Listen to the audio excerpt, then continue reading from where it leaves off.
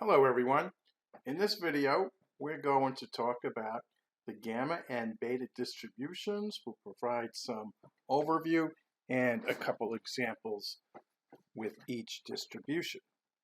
My name is Fred Rispoli, and we're coming to you from Stony Brook University. All right, just a brief overview of the video. The first half will consist of the gamma distribution, a couple of slides with properties, an example, and then example 2 is what I call stop the video, and a great idea for the listener to just stop and practice on a problem. That's somewhat similar to example 1. Second half of the video, same thing, but just with the beta distribution. All right, the gamma distribution we could think of as a family of skewed distributions based on two parameters, alpha and beta. So you could see the different shape here of the gamma distribution. That's why we call this a family of distributions. There is a PDF for this, and you could see that the PDF involves the gamma function. Over here I have gamma of alpha. This is beta to the power alpha. And you can see here's our x. So right, this is a function of x to the alpha minus 1 times e to the minus x over beta.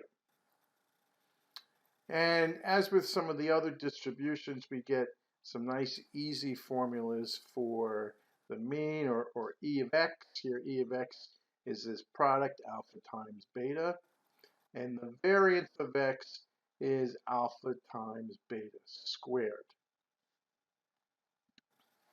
So the gamma distribution could be very useful if you're trying to fit a function to data, because it's flexible in the sense with alpha and beta varying, you get these different shapes, so that makes it really good when you're trying to do this sort of thing.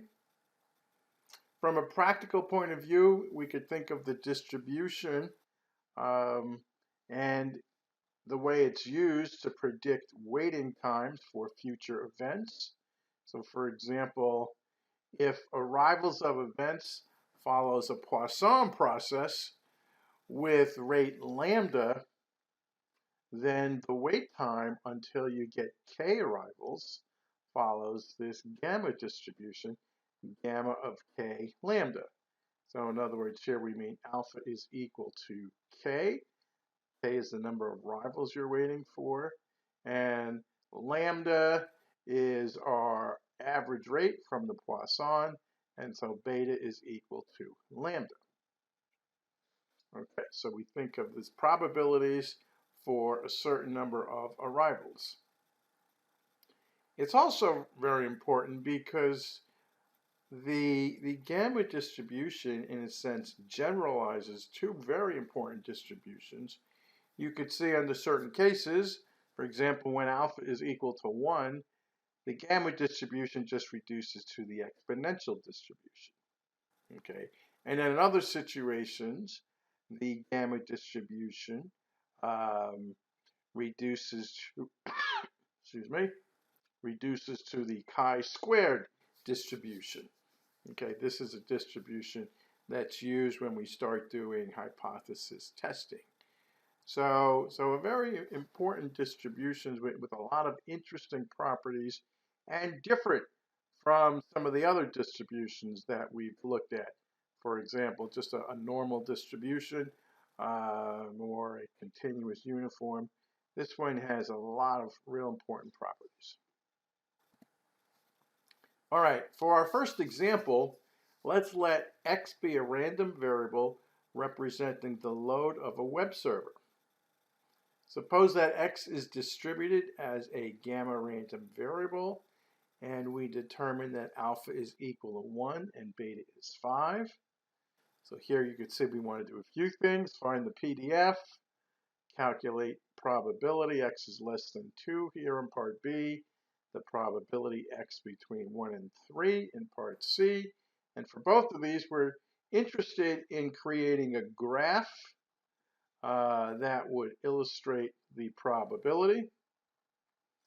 And then finally, we'll find the mean and the variance of x. Okay, so starting off, we want to find the PDF. So we can substitute alpha and beta into the formula that we just talked about. I'll backtrack a little bit. So we're using this formula over here. We're substituting for alpha and beta and then simplifying.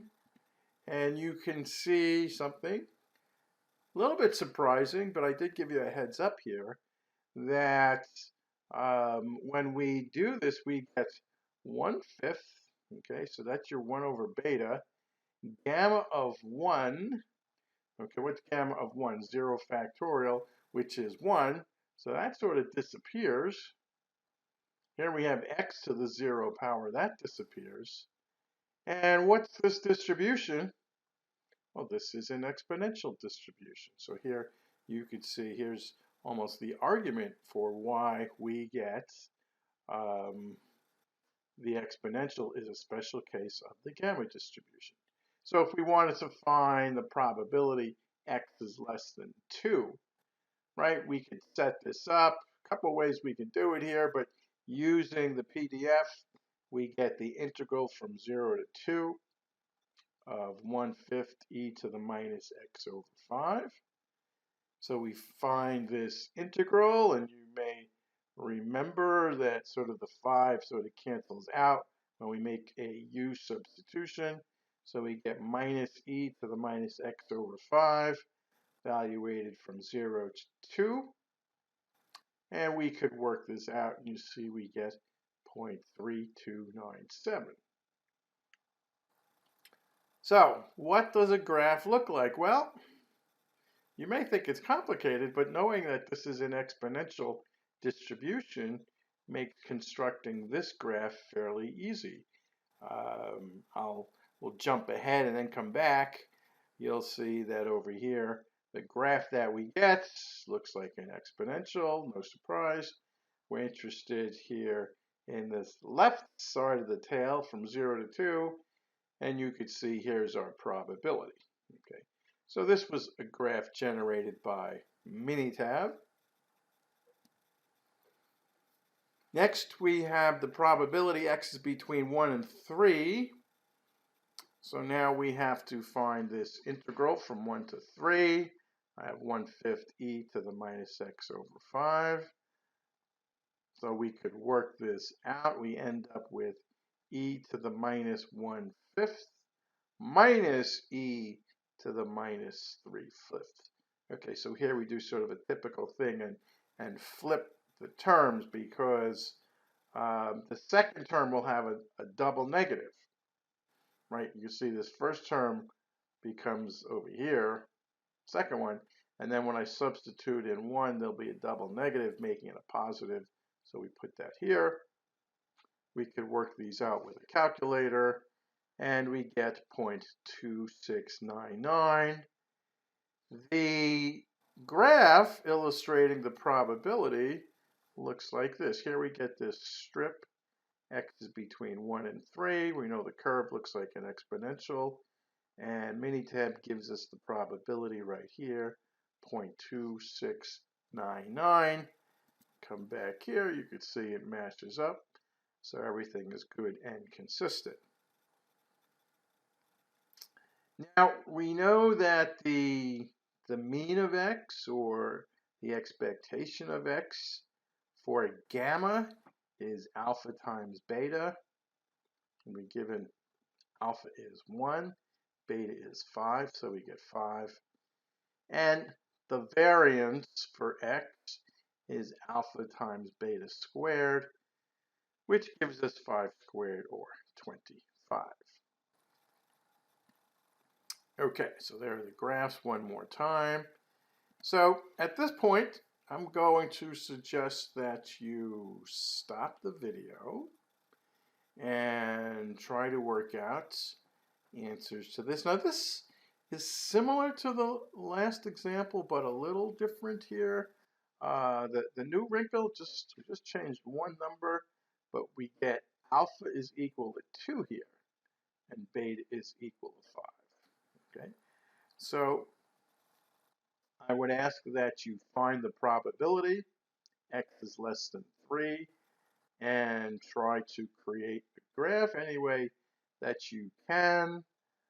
If you could figure it out, fine. You want to plot points, use technology, any way that you can. The important thing is that you find this probability, and then finding the mean and the variance is just using the formulas correctly.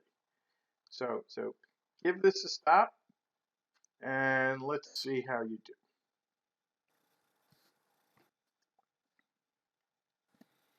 Okay, did you get a probability? 0.01219. That would be the answer. Here you could see we get a graph, and notice how different this is from the case where alpha was 1, right? Previous problem had alpha 1, beta 5. This is just alpha 2, beta 5. And you could see instead of that exponential shape, we get this sort of skewed L shape over here. And so here's our probability, and finding the mean, just alpha times beta, so we get 10. The variance alpha beta squared, and we get 50. Okay, let's take a look at some beta distributions. So, similar to the gamma distribution, the beta is also a family of, we could say, skewed distributions, again based on 2 parameters, alpha and beta. But the big difference here is that the distribution is used to determine probabilities for proportions. Okay, so things like defect rates or the probability, let's say a baseball player has a certain batting average. So we're interested in probabilities for proportions. So that's distinguishes the beta distribution. You can see here that it relies heavily on the gamma function. F of x is gamma of alpha plus beta. In the denominator, we have gamma of alpha times gamma of beta. X to the alpha minus 1 times 1 minus x to the beta minus 1. Okay, so now these 4 small variables, small values of alpha and beta, these are fairly easy to figure out. Remember, gamma generalizes the factorial function. So if I have gamma of n, it's n minus 1 factorial. Again, we get fairly simple formulas for e of x. Now it's alpha over alpha plus beta, and the variance of x, you can see here, alpha over beta over alpha plus beta squared times alpha plus beta plus 1. And in our, we could find probabilities. If I wanted the probability x less than or equal to c, we use p, right? So this is right our standard letter for R when you're looking at the cumulative CDF. So P, beta, C, C coming from over here, alpha and beta. All right, let's take a look at an example. So here we have example 3, working with the beta distribution. In a certain New York county, suppose the proportion of highway sections requiring repairs in any given year is a random variable with a beta distribution where alpha is 3 and beta is 2.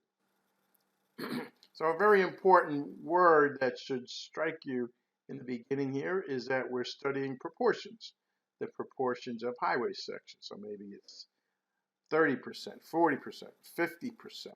Okay, we want to find out probabilities concerning proportions.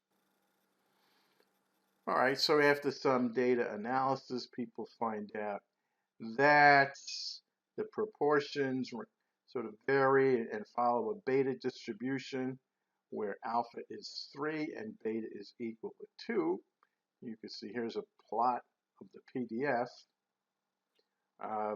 So let's say we ask, on average, what percentage of the highways or the highway sections require repairs in any given year?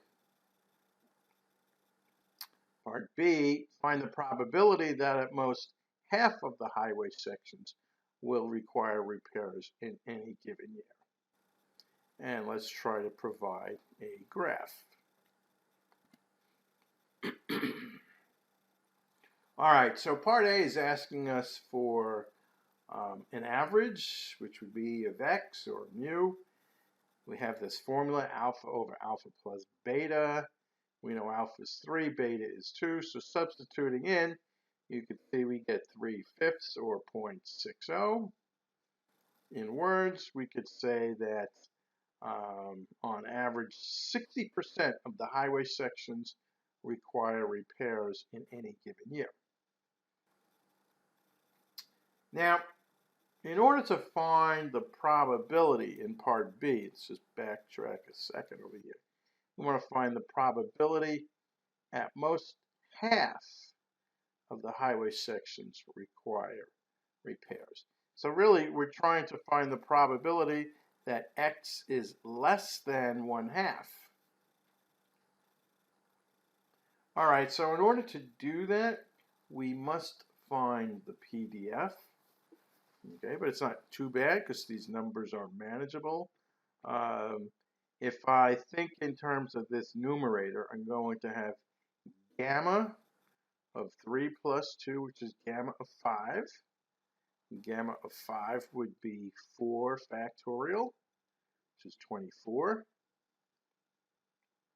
Down here, I need to find gamma of alpha, so that's gamma of 3. Well, gamma of 3 would be 2 factorial. That's 2.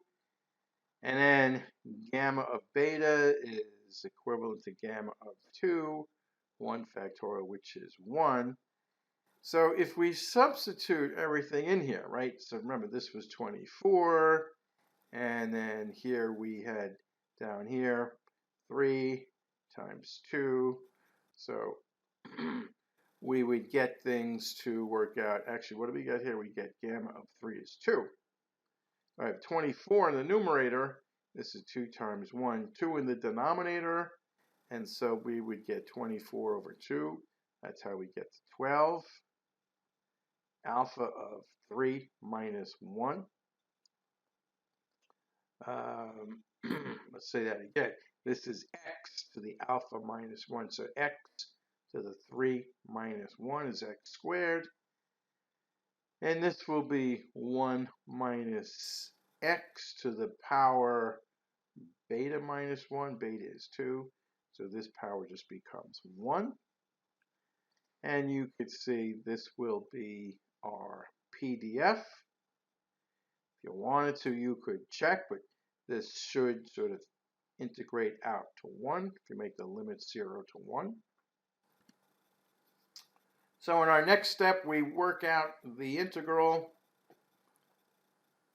We get the integral from 0 to 1/2, 12x squared times 1 minus x dx. Now what I would do here is bring the 12 outside of the integral. Then use the distributive law. We get x squared minus x cubed dx. All right, integrating x squared is easy. We get x cubed over 3. Integrating x cubed is easy. We get x to the 4th over 4. We have to evaluate this from 0 to 1/2. We'll get 12 times 5 over 192 if you work all of this out. And that does simplify to the fraction 5 over 16. We could try to confirm that, maybe using R. So we would use P beta 1/2, 3, 2, and R would return 0.3125. So that's our answer in decimal form. So that solves the problem. I do have one more thing to show you. We need to look at the graph. Just mention his note here. This comes from Miller and Freund's Probability and Statistics for Engineers book. So here's what our graph looks like. You can see we're finding sort of a left tail probability. We want the area under the curve from 0 to 0.5. Where x represents a proportion, could be anything from 0 to 1, so 0 to 0.5. And then this is the probability that x is less than 0.5. We get 0.3125, which matches up with the other two ways that we did this. Okay, so that's example 3. For example 4, once again, I'm going to give you, well, this isn't a variation. This is a different problem. This comes out of Han-Shik An's book, Probability and Statistics for Engineering and Science Using R.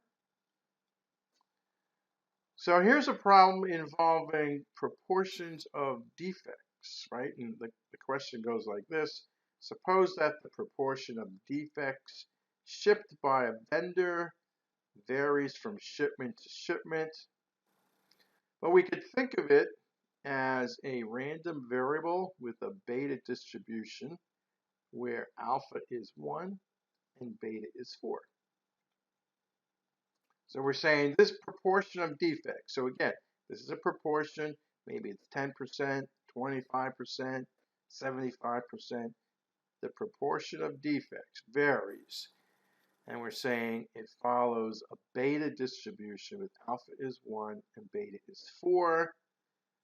So I will ask you to find the mean of the distribution, find the probability that a shipment from this vendor will contain more than 25% defectives, and then try to sketch a graph, use technology. All right, so let's stop the video and see how you can do.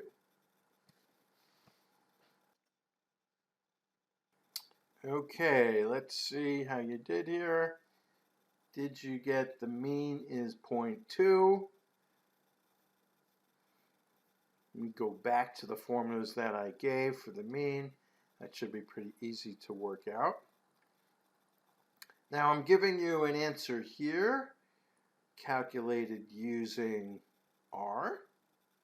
Okay, you have to be careful because using R, remember R uses the CDF, so this would give you the probability x is less than 0.25, but we want the probability x is greater than 0.25. All right, so you have to look at the complement, and so our answer works out to be 0.3164, at least to 4 decimal places. And we could confirm that also using Minitab, something called a distribution plot. So here's what we're looking at, this distribution plot. And you can see this almost reduces down to an exponential. We want the probability x is greater than 0.25.